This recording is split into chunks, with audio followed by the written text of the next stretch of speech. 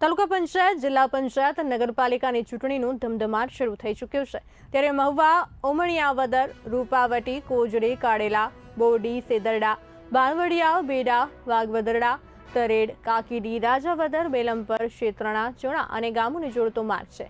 National highway 51ને Umaniyavadar ગામ નજીક મળે છે, પરંતુ આ ગામોને ગરનાળું કે ઝીબ્રા ક્રોસિંગ નેશનલ હાઈવે દ્વારા આપવામાં નથી આવ્યું, જેને કારણે આ તમામ ગ્રામજનોને ફરીને 3 કિલોમીટર જેટલું અંતર કાપીને મહુવામાં આવવાનું થાય છે, જેના કારણે લોકોને ભારે પરેશાનીનો સામનો કરવો પડે છે અને અથવા તો લોકોને રોંગ સાઈડમાં જવું પડે છે, જેને કારણે અકસ્માતનો મોટામાં મોટો ભય સતાવી રહ્યો છે।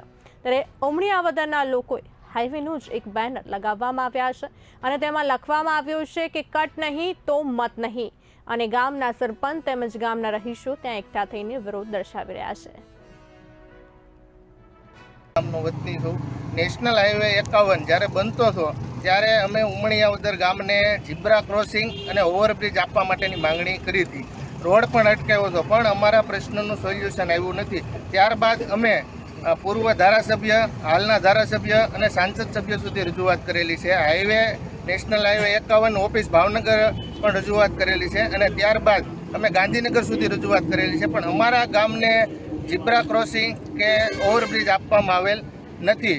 અને મહુવાથી જેસર જવા માટે અમારો ઉમણિયાવદરથી જેસર રોડ છે, ત્યાંથી લગભગ 40 ગામડા આ રોડ ઉપર વસવાટ કરે છે અને 80 થી 90 હજાર વસ્તી આ ગામનો આ રોડનો ઉપયોગ કરે છે, છતાં પણ સરકારશ્રી દ્વારા અમારા ગામને ન્યાય આપવામાં આવ્યો નથી કે અમારા આગળના ગામનાને ઓવરબ્રિજ કે ઝીબ્રા ક્રોસિંગ આપવામાં આવ્યું નથી। હવે અહીંથી જ અમારા ઉમણિયાવદર ગામના અમુક વાડી વિસ્તારમાં જે પબ્લિક રહે છે ત્યાંથી છોકરા ભણવા માટે નિશાળે આવે છે, બરોબર, પણ ગટર ટપી છે, નાની બાળકો છે અમારે ને ઠેઠ અમારે સડકે સુધી માટે નીચ અમારે બહુ જરૂર છે ટપવાની, સમજે?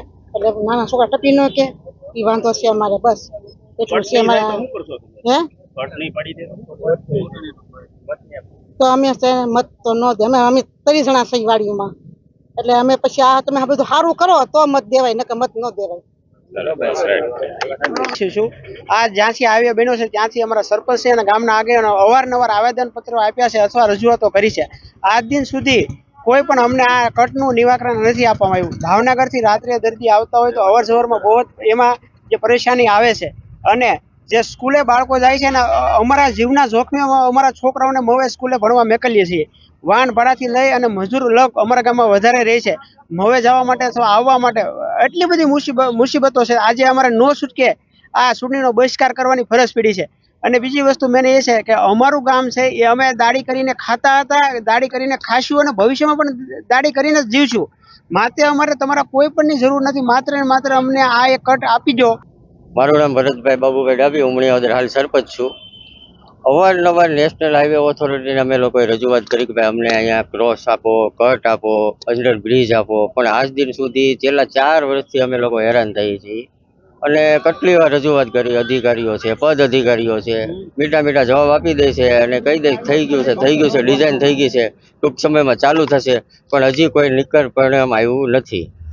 અમે કેટલી રજા ગામના લોકો એટલા હેરાન થાય છે ને એની કોઈ વાત નહીં। છેલ્લા 4 વર્ષમાં મિનિમમ 15 થી 20 જણા એક્સિડન્ટ થાય છે। એક્સિડન્ટ થાય એટલે ઉમણિયા ચોકડી પર તરત અકસ્માત પામીને તરત મૃત્યુ જ પામે છે અને નાના વાહનવાળા બહુ હેરાન થાય છે। અમારા ગામનું પહેલાં રિક્ષા ભાડું સામાન્ય 10 રૂપિયા હતું, અત્યારે 30 રૂપિયા। નાના સ્કૂલના બાળકો મહુવા જાય ભણવા તો 40 રૂપિયા ભાડું આપવું પડે છે। તલગાજડા વચ્ચેની કટ હતી, બંધ કરી તલગાજડા કરી નાખ્યું, દૂર કરી નાખ્યું, એટલે નાના વાહન ભાડું ચલાવતા ટેમ્પાવાળાને બહુ